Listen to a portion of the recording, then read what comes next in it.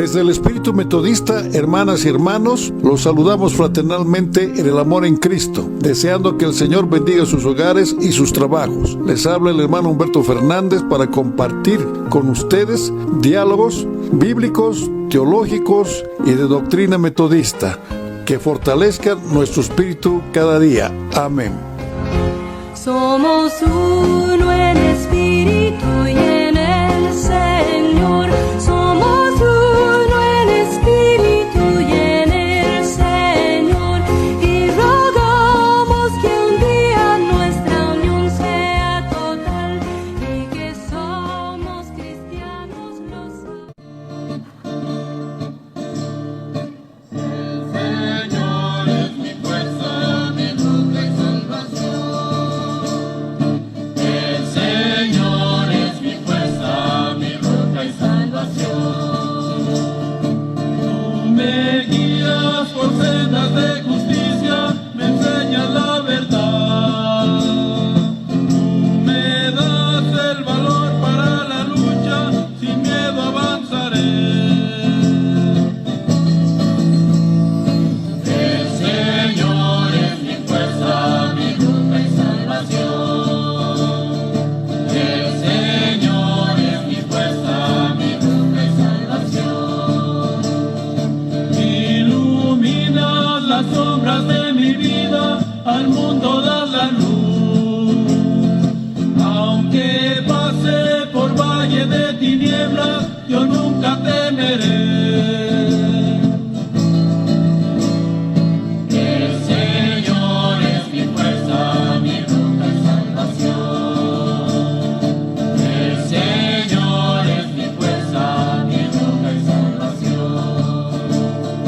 Yo confío el destino de mi vida al Dios de mi salud. A los pobres enseñas el camino, su escudo eres tú. El Señor es mi fuerza, mi roca y salvación. El Señor es mi fuerza, mi roca y salvación. El Señor es la fuerza de su pueblo, su gran libertador. Tú le haces vivir en confianza, seguro en tu poder. El Señor es mi fuerza, mi roca y salvación. El Señor es mi fuerza, mi roca y salvación. Hermanos, hermanas, los saludo fraternalmente en el amor en Cristo desde este programa, El Espíritu Metodista, deseando que el Señor bendiga sus hogares y bendiga sus trabajos. Les habla el hermano Humberto Fernández. Oremos, queridos hermanos. Amado Padre, en nombre de tu Hijo amado, nuestro Señor Jesucristo, te damos gracias, Señor, por todas las bendiciones y por las pruebas que nos das. Señor, te pedimos que en tu infinita misericordia pongas tus manos en nuestra amada Bolivia para que todos los bolivianos podamos vivir en paz, que podamos vivir en el amor en Cristo. Señor, te pedimos también por todos aquellos hermanos que están enfermos con el COVID-19, que piden sanidad, Señor, que tú les otorgues la salud que ellos piden. Te pedimos también que bendigas y protejas a aquellos hermanos en el área de salud que están trabajando día a día para rescatar vidas. Señor, protégelos del COVID. Señor, te pedimos también que en tu infinita misericordia, te acuerdes de aquellos hermanos que están en condición de calle, para que ellos puedan encontrar un techo, una comida. Señor, te pedimos también por nuestra iglesia, para que la bendigas y bendigas su marcha para que ésta sea prosperada. Bendigas a nuestras autoridades nacionales, a nuestras autoridades locales, para que ellos puedan recibir la bendición tuya, Señor, en sus decisiones. Señor, también te pedimos por la radio, para que la radio pueda ser un instrumento de evangelización, para que podamos proclamar tu palabra a través de la radio metodista. Señor, bendice a los hermanos que trabajan en la radio. Señor, te pedimos también por todos aquellos hermanos que claman justicia, porque sabemos que muchos de los que están presos son inocentes. Señor, otórgales la justicia que piden. Todo lo pedimos en nombre de nuestro Señor Jesucristo, Señor. Amén.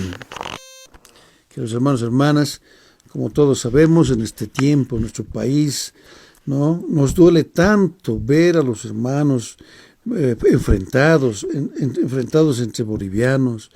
Vemos tanto odio, tanto rencor, resentimiento, declaraciones tan llenas de odio, ¿no?, declaraciones tanto de intolerancia, ¿no?, de ambos lados, ¿no?, enfrentados. Quisiéramos encontrar también, ¿no?, palabras de tolerancia, de aceptación, no ya propiamente, no digamos que se amen el uno con el otro, pero por lo menos sean tolerantes, palabras que se siga sembrando la paz, pero no hemos observado en las noticias. Más bien vemos cada vez más intolerancia, más odio, más resentimiento que nos está convirtiendo, ¿no?, en un país sumamente dividido.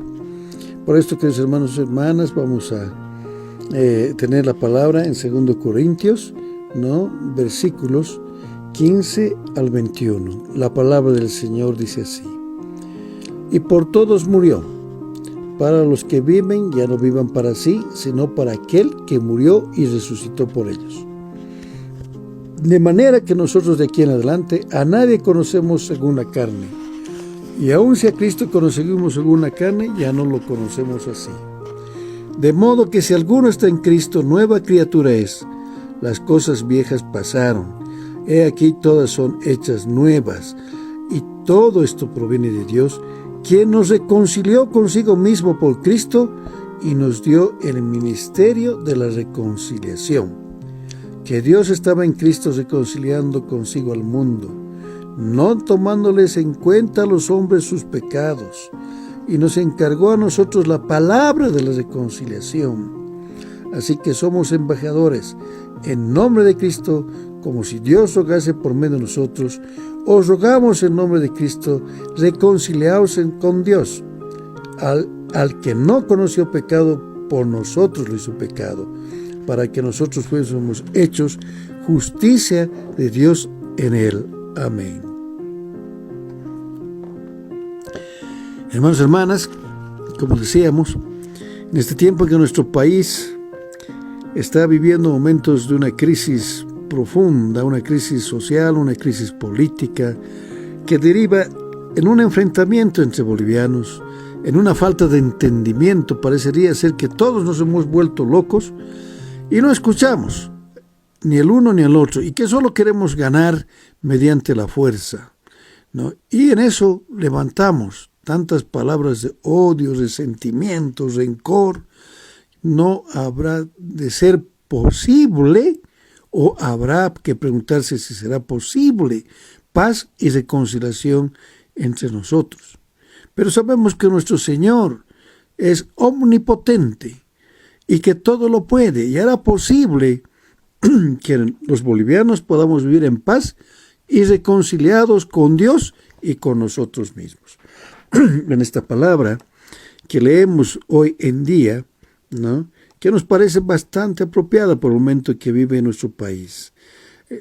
Pablo, al escribir a Corintios, les está recomendando y les dice, ¿no?, que nosotros, o sea, los cristianos, ¿no?, a los cristianos, ¿no?, por aquello que Dios reconcilió, ¿no?, al mundo mediante nuestro Señor Jesucristo, mediante la muerte de Cristo y su resurrección, nos da el ministerio de la reconciliación.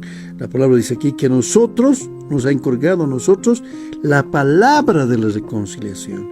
Por esto, hermanos y hermanas, el cristiano debe seguir orando, pidiendo al Señor que siembre la paz entre nosotros, que aquellos que están enfrentados puedan reconciliarse, puedan aceptarse, ¿no? Y que las iglesias sigan orando, sigan levantando ayuno por la paz y la reconciliación, porque la palabra dice que nosotros tenemos la obligación, de tener el ministerio de reconciliación y de tener la palabra de reconciliación. Y cuando dice ministerio, quiere decir que nosotros, los que somos o nos declaramos cristianos, debemos dar testimonio de vivir unidos, reconciliados con el prójimo, con Dios, de que somos uno. No nos vamos a cansar de decir en este programa, ¿no?, de que si vemos una familia que entre padre y madre no se aceptan, después de haberse casado con amor, de haber tenido hijos, de haber estado enamorados, de pronto nacen desavenencias por cualquier circunstancia, pero nacen desavenencias y el amor se va y se enfrentan. Se enfrentan padre y madre, tal vez todos los días, tal vez se hieren de palabra y tal vez también se levantan las manos. Pero los hijos que están pequeños y que crecen en ese ambiente de odio, en ese ambiente de enfrentamiento, ¿cómo resultan? Esos hijos, sin lugar a duda, podrán ser tan violentos porque ven que la violencia es normal. Creen y consideran la violencia normal. Y creen, ¿no?, que el más fuerte ha de ganar al otro. O pueden haber fenómenos en que esos hijos pueden crecer tan temerosos de vivir, ¿no? ¿Por qué? Porque tienen miedo, han vivido con el miedo, porque ese enfrentamiento que han visto les ha generado un miedo que no pueden tener ya la seguridad de que al creer en Cristo o tener la seguridad de vivir mejor. Y lo que es peor, esa familia que vive enfrentada no puede gozar de paz y mucho menos no puede vivir la alegría de la bendición que es tener una familia unida.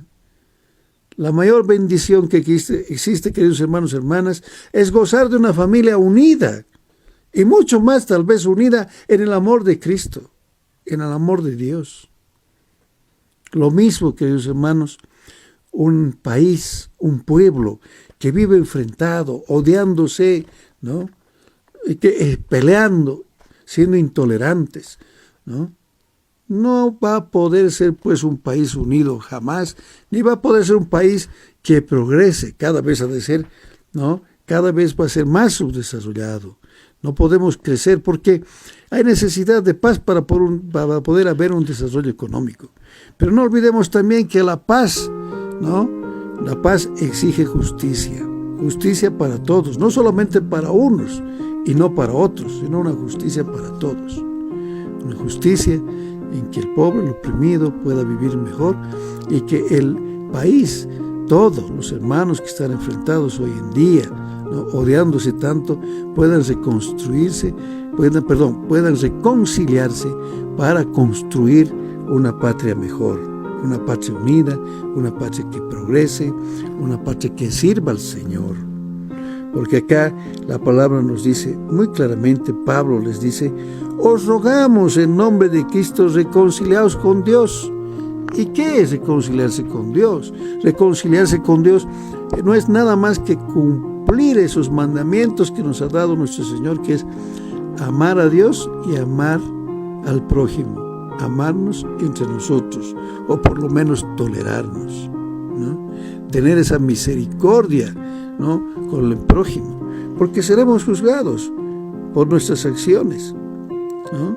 Y tal vez aquellos que están enfrentados, ¿no?, y siendo con mucho odio, con muchos resentimientos, se olvidan, ¿no?, que siempre la muerte está rondando, y que una vez que nosotros estemos ya en el reino del Señor, estemos muertos, seremos juzgados como la palabra dice. Como Pablo también, en el capítulo 5, versículo 10 nos dice, porque es necesario que todos nosotros comparezcamos ante el tribunal de Cristo, para que cada uno reciba según lo que haya hecho, mientras estaba en el cuerpo, sea bueno o sea malo. Nos estamos olvidando, queridos hermanos, que un día vamos a dar cuentas a Dios. Que un día vamos a decirle al Señor, ¿no?, que todo el tiempo he vivido peleando con mi prójimo, sembrando odio, sembrando el terror. Qué bonito será decirle al Señor, Señor, hemos vivido, ¿no?, sembrando tu paz, sembrando la reconciliación con el prójimo. Y esto es algo que tal vez resulta fácil en palabras, pero es tan difícil en actos, queridos hermanos y hermanas, porque el Señor nos dice, mucho más allá, amar a tu enemigo, orar por tu enemigo. ¿Seremos capaces en este momento, no, de mostrar ese amor? Entonces, hermanos y hermanas, desde este programa, nosotros queremos alentarles a todos ustedes de que entendamos que el cristiano tiene que ser un vivo testimonio de vivir en paz, de sembrar la reconciliación, de levantar ese misterio de reconciliación con el amor en Cristo, mostrando el amor al prójimo, ¿no? Siendo testimonio de vivir unidos como congregación, como comunidad, unidos con todos, ¿no? Hermanos y hermanas, ¿no? Les queremos alentar a seguir orando, seguir ayunando por la paz de nuestra patria, por la reconciliación entre bolivianos, entre hermanos. Que el Señor los bendiga, queridos hermanos y hermanas. Amén. Amémonos, hermanos, de todo corazón. Una familia somos para nuestro Señor.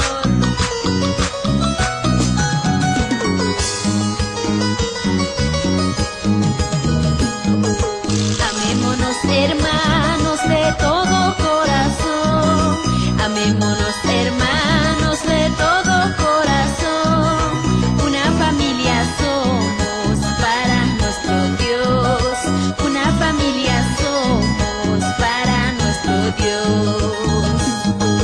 Aunque en esta vida vivimos separados, una familia somos para nuestro Dios. Aunque en esta vida vivimos separados, una familia somos para nuestro Dios.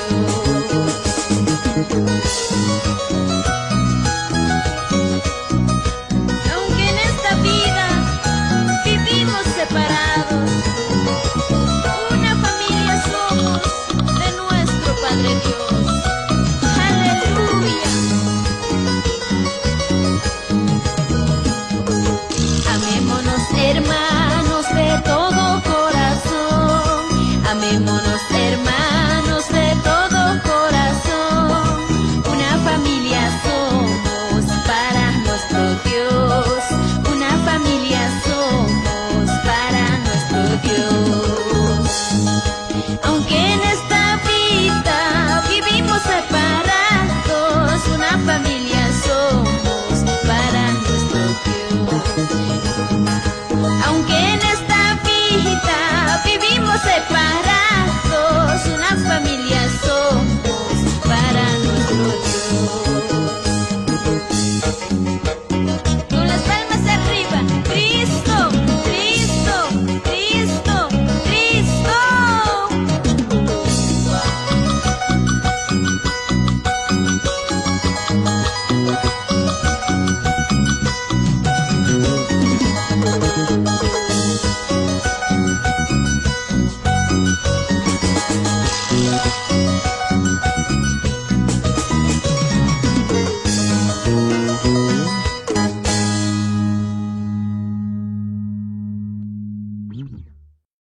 Hermanos y hermanas, en este espacio que dedicamos al diálogo con otros hermanos que difunden la palabra del Señor o el estudio de la palabra del Señor, y también hacemos estudios bíblicos, vamos a conversar hoy sobre el bautismo, basados en un documento de la Iglesia Metodista escrito por el reverendo Héctor Laporta. Y tomamos el bautismo en este programa porque el bautismo es uno de los sacramentos que es aceptado por todas las iglesias cristianas. ¿Y cuál será en realidad el símbolo del bautismo al ser un sacramento? Es pues que es un medio de gracia, una de las formas en las cuales el ser humano, ¿no?, en forma gratuita puede ser acreedor de la misericordia y la buena voluntad de Dios. ¿Cuál es el significado del bautismo? Decíamos que el bautismo es un medio de gracia, por el medio del cual somos hechos partícipes de la obra redentora de Jesús. O sea, el bautismo nos hace parte de Jesús, de lo que es su iglesia. Así Romanos nos dice, en Romanos 6, 3, 4, nos dice, ¿no?, la palabra del Señor: ¿o no sabéis que todos los que hemos sido bautizados en Cristo Jesús hemos sido bautizados en su muerte? Porque somos sepultados juntamente con Él para muerte por el bautismo, a fin de que como Cristo resucitó de los muertos por la gloria del Padre, así también nosotros andemos en la vida nueva. Es decir, por medio del bautismo nos está diciendo, nacemos a una vida nueva, a una vida cristiana con nuestro Señor Jesucristo. Morimos, en realidad, como dice Pablo, al pecado, ¿no? Morimos junto con Cristo al pecado, pero renacemos con Él por medio del bautismo. Y por medio del bautismo también dejamos de pertenecernos a nosotros mismos y a ese mundo del pecado. ¿Para qué? Para ser parte de la obra redentora de Dios, incorporándonos a su plan salvífico.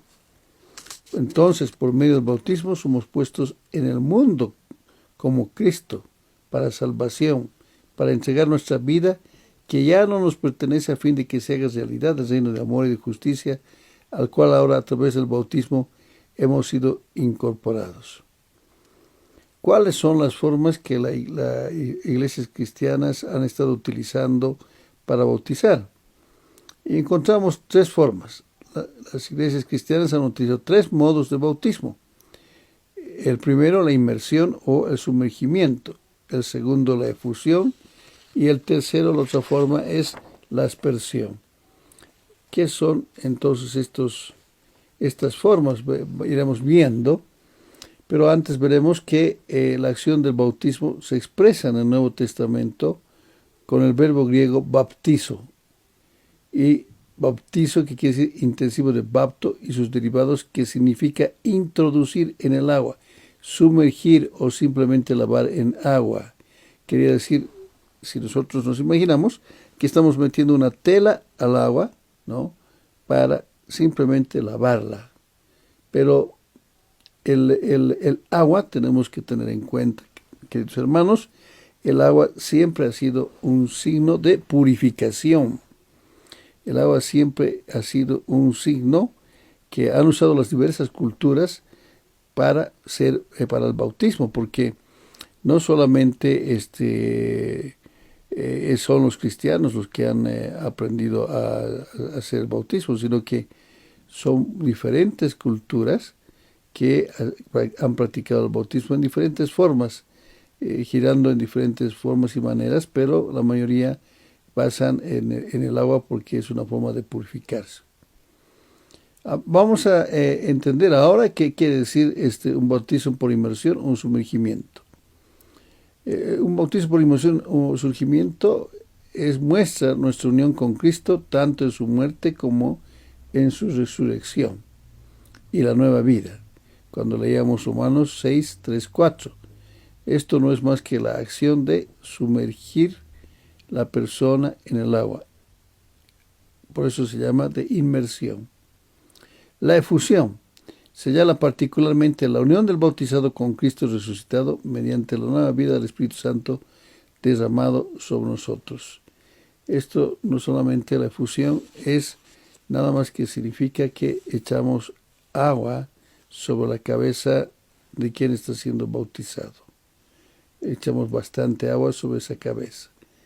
Y está basado en Hechos 1:5, que nos dice, la palabra del Señor nos dice, porque Juan ciertamente bautizó con agua, mas vosotros seréis bautizados con el Espíritu Santo dentro de no muchos días. Cuando nuestro Señor Jesucristo está hablando con sus apóstoles, ¿no?, antes del Pentecostés, antes de su ascensión. Entonces dice, Juan ha bautizado con agua, pero ustedes van a ser bautizados con el Espíritu Santo.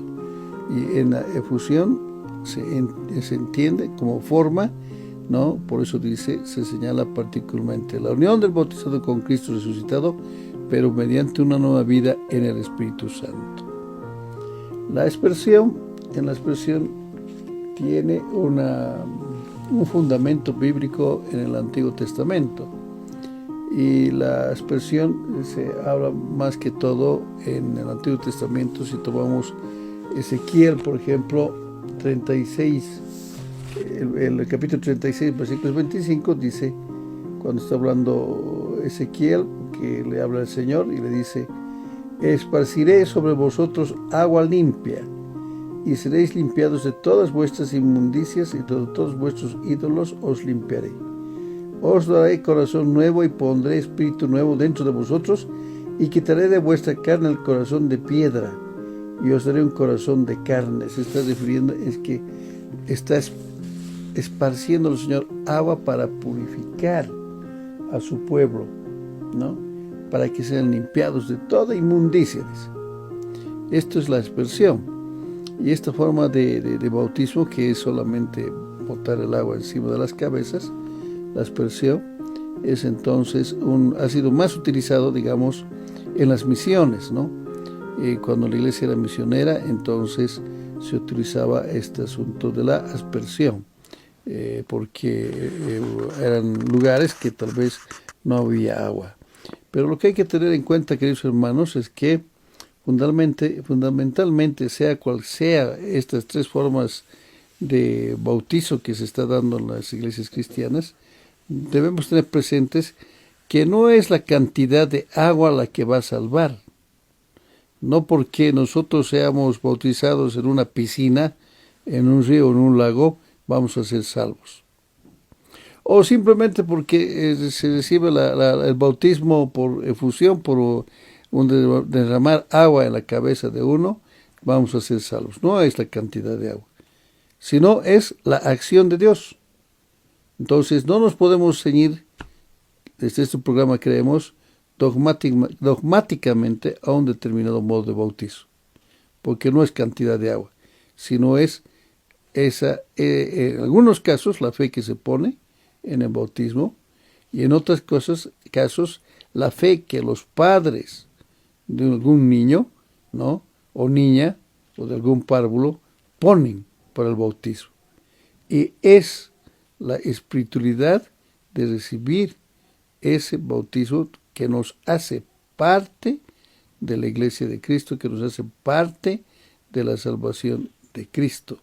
Por lo tanto, por estas razones, que no es la cantidad de agua, es que la iglesia metodista no acepta las tres formas como las tres formas posibles, es decir, las tres formas que hemos señalado, de inmersión, efusión y aspersión, como posibles formas para tener un bautizo.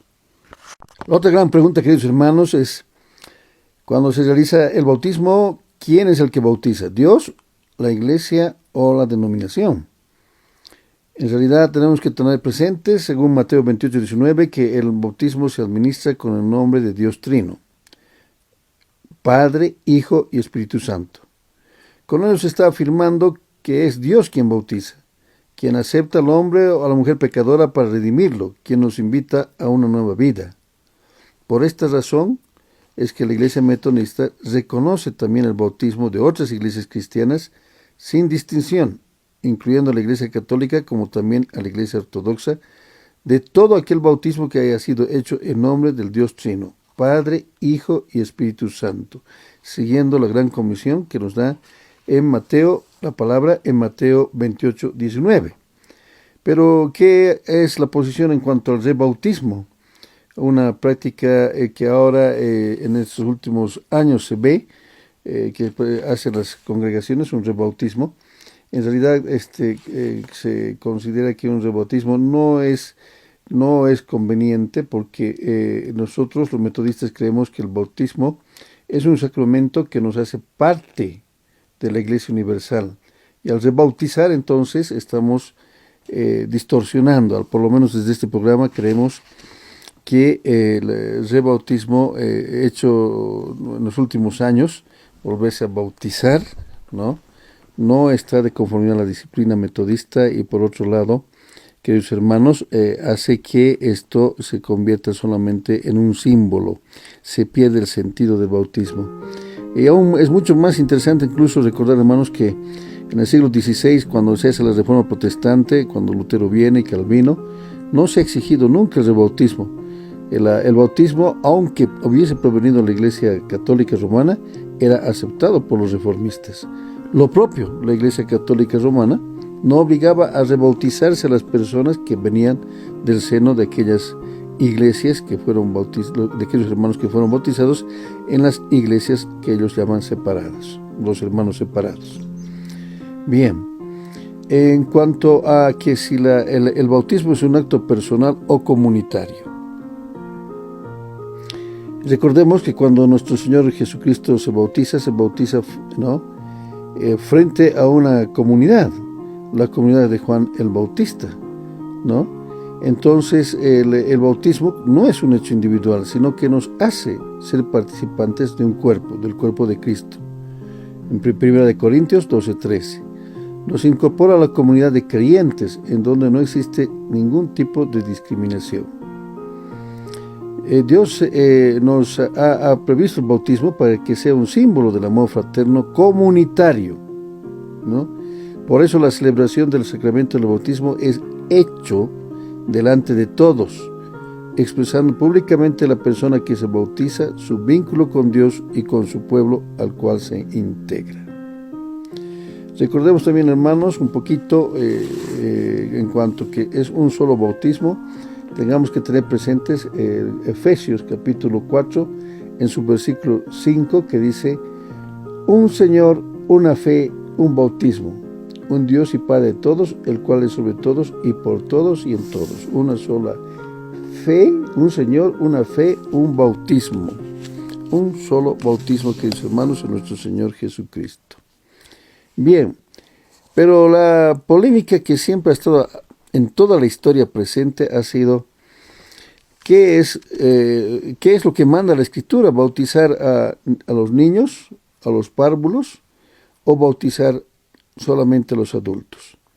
De esto toda la historia de la Iglesia ha estado en esta disputa sobre que si la administración del sacramento del bautismo debe hacerse solamente a los hijos de creyentes, a los párvulos, o sea, a los menores de edad, a los niños pequeños, bebés o más grandecitos, o los que bautizan solo adultos para que estos hagan su profesión de fe. Debemos tener presente que ninguna de las dos posturas tiene textos bíblicos explícitos que sostengan su propia conclusión. Es decir, quiere decir que ninguna de las dos posturas, ¿no?, están claramente señaladas en las Escrituras, o que nos digan que una está prohibida con la otra. Por eso la Iglesia Metodista acepta y respeta ambos criterios. Esto podemos ver en el artículo 17, ¿no? Artículo 17 de los artículos de fe de la Iglesia Evangélica Metodista en Bolivia, que nos señala y nos dice: el bautismo no es solamente signo de profesión y nota distintiva, por lo cual se distinguen los cristianos de los no bautizados, sino también signo de la regeneración o renacimiento. El bautismo de los párvulos debe conservarse en la Iglesia. Es la razón por que en las Escrituras no están expresamente prohibidas. Sin embargo, queridos hermanos, para poder entender estas posiciones, vamos a un poco comentar o conversar cuál es la posición de los que creen que deben bautizarse a los párvulos, solamente a los niños, ¿no? Y cuál es la posición que se sostiene que debe solamente bautizarse a los adultos. Vamos a comenzar con el bautismo de párvulos. Resulta que tenemos que tener presente primero que la Biblia es una unidad del Antiguo y el Nuevo Testamento. El Antiguo y el Nuevo Testamento.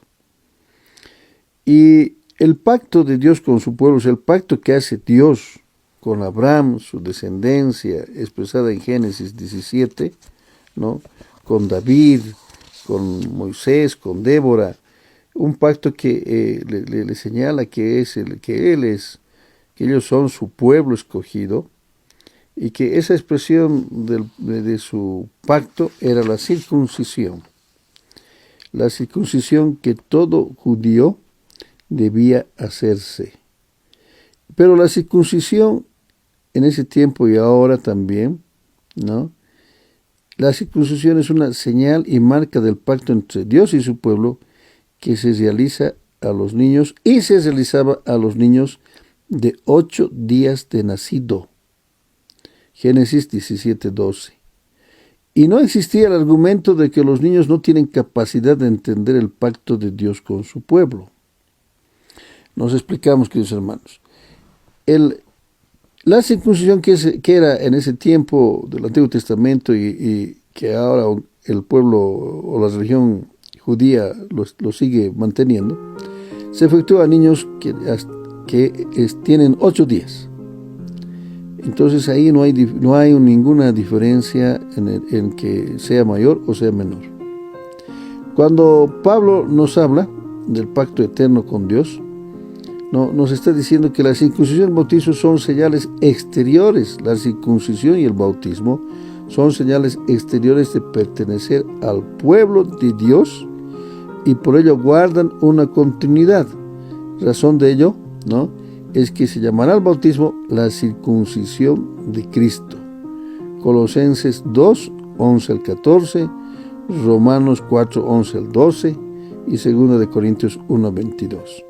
Si para Pablo, ¿no?, ya no era necesaria la circuncisión, recordemos que Pablo nos señala y nos dice que el evangelio, las buenas nuevas, son para judíos y no judíos, para gentiles y no gentiles, y que la circuncisión no tenía ya razón de ser, sino que venía una nueva señal exterior que era el bautismo.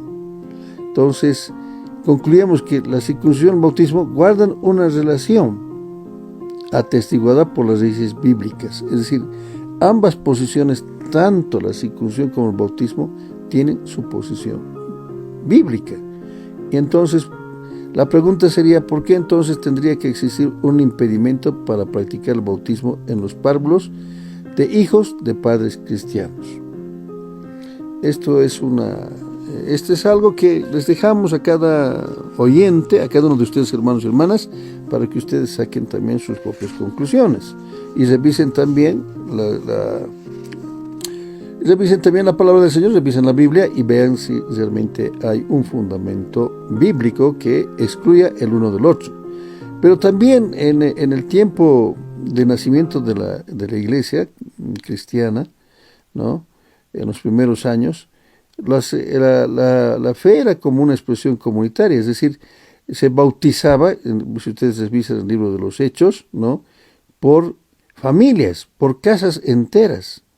Así en Hechos 2, 38, 39 nos dice: arrepentíos y bautícese, para que para vosotros es la promesa y para vuestros hijos. Todos se bautizaban como familia, como casa entera. Y familia eran mayores y menores, y niños, ¿no?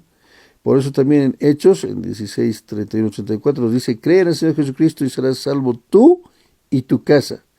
Se bautizó él con todos los suyos. Es decir, todos se bautizaban. Era una expresión de fe comunitaria. Toda la familia y toda la comunidad se bautizaban. Entonces se bautizaban también niños. Pero también tenemos que tener presente, por lo menos dentro de nuestra misión metodista, la tradición de la iglesia, ¿no? Además de la norma suprema que es la Biblia, ¿no?, vemos también en cuestiones de doctrina y práctica, ¿no?, se valora la tradición. Para Wesley, ¿no?, los escritos de los padres de la iglesia nos ayudan en asuntos en donde el sentido de la escritura es poco claro y discutible.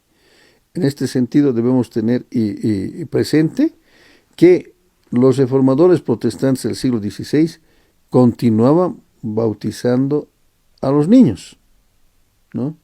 Se continuaba bautizando a los niños. Y si nosotros tomamos la historia, veremos que en la época del 312 después de Cristo se aceptaba el bautismo, la práctica del bautismo de los niños, porque era una práctica universal de la iglesia de los 3 primeros siglos. No había controversia, ¿no? No existía controversia. Ahora, algunos dirán que incluso en esos siglos, en ese siglo 300, había diversas visiones de lo que era el cristianismo, cierto y evidente, pero no hubo un rechazo al bautismo de los niños. Veamos ahora la posición de quienes sostienen el bautismo de los adultos.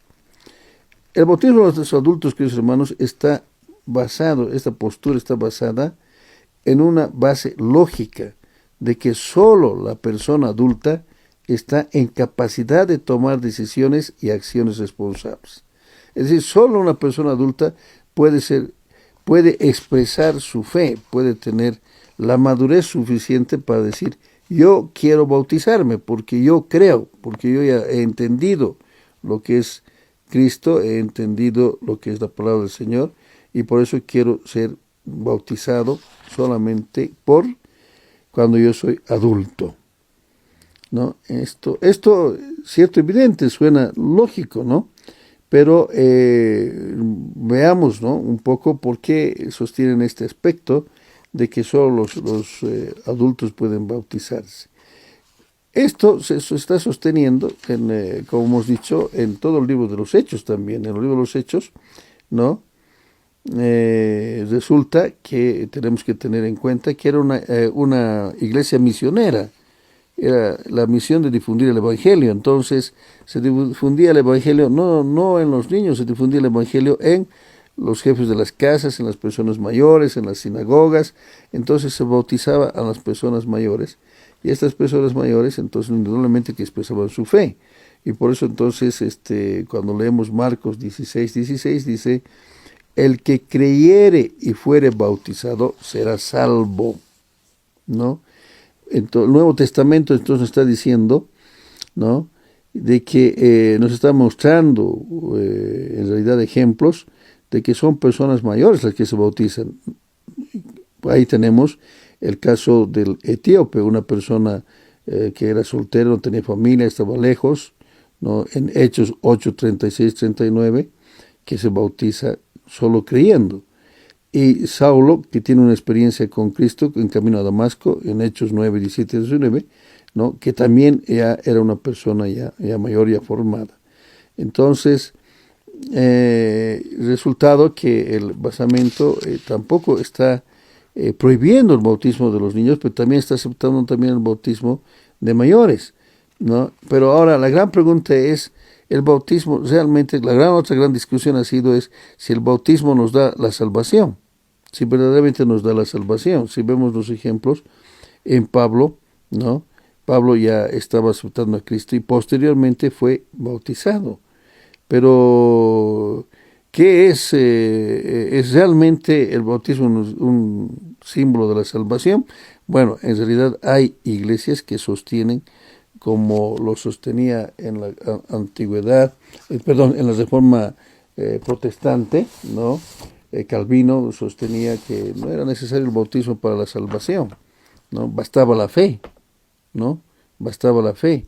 Como también nuestro hermano Wesley en algún momento se ha cuestionado y ha dicho: yo no creo que aquellos que no son bautizados no sean salvos, porque estos que no son bautizados tienen más misericordia con el prójimo que aquellos que son bautizados y no tienen misericordia con el prójimo. En realidad nos está haciendo referencia a Mateo 25, el juicio de las naciones, cuando nuestro Señor Jesucristo no está preguntando si somos bautizados o no somos bautizados para ser salvos, sino nos está preguntando: ¿qué has hecho por mis hermanos más pequeños? ¿Has dado de comer? ¿Lo has visitado? ¿Lo has vestido? ¿Qué has hecho? ¿Cuánta misericordia has tenido para poder ser salvo?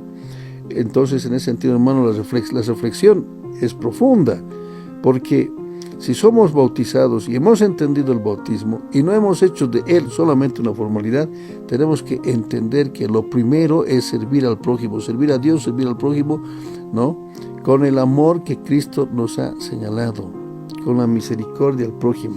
Y entonces ahí tenemos que tener iglesias que sirvan al prójimo y no se sirvan de ella, que es lo que está sucediendo.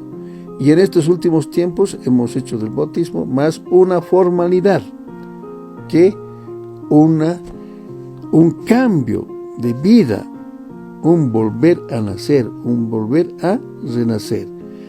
Queridos hermanos y hermanas, hemos visto estos diversos argumentos bíblicos desde la fundamento bíblico, la tradición, la experiencia, que son aspectos importantes de la teología wesleyana, para que cada uno de ustedes saque sus propias conclusiones sobre lo que significa el bautismo, si el bautismo es bueno para los niños, los párvulos, para los mayores, pero tengamos presentes que el bautismo siempre se ha hecho invocando la Santa Trinidad, en nombre del Padre, del Hijo y del Espíritu Santo. Queridos hermanos y hermanas, ¿no?, los animamos a que ustedes también hagan de su bautismo un nuevo nacer, un nuevo renacer y ser miembros del cuerpo de Cristo sirviendo al prójimo. Que el Señor los bendiga, queridos hermanos. Amén.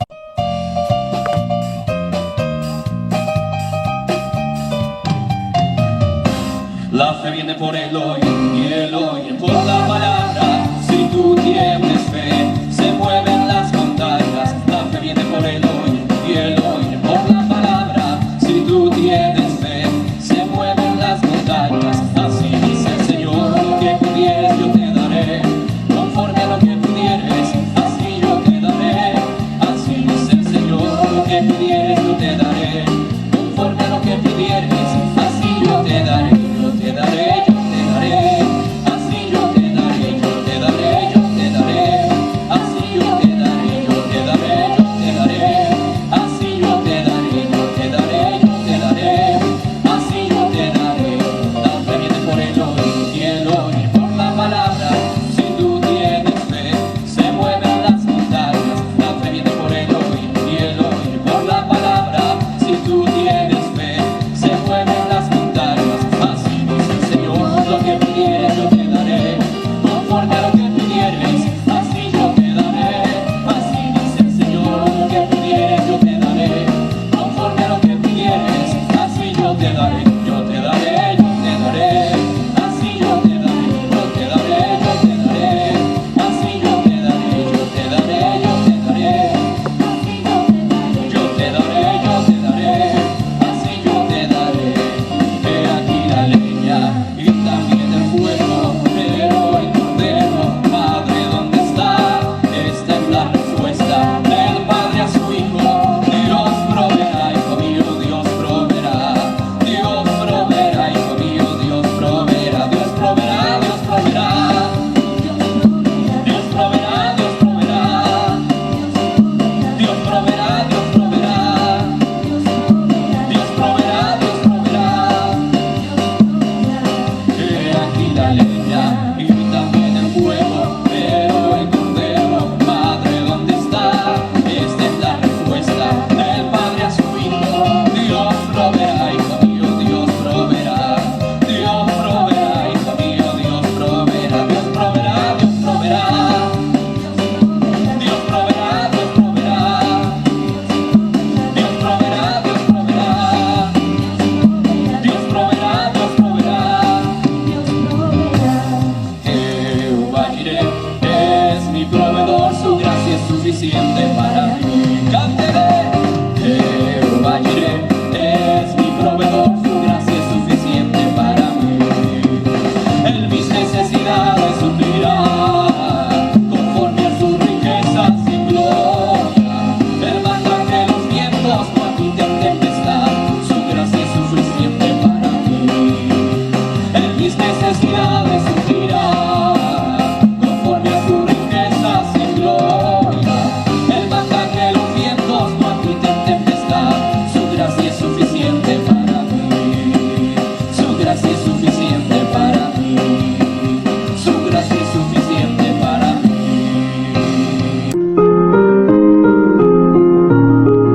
Radio Metodista presentó el programa El Espíritu Metodista junto al hermano Humberto Fernández, que se transmite de lunes a viernes en los horarios de 20 a 21 horas. Bendiciones. Somos uno en espíritu.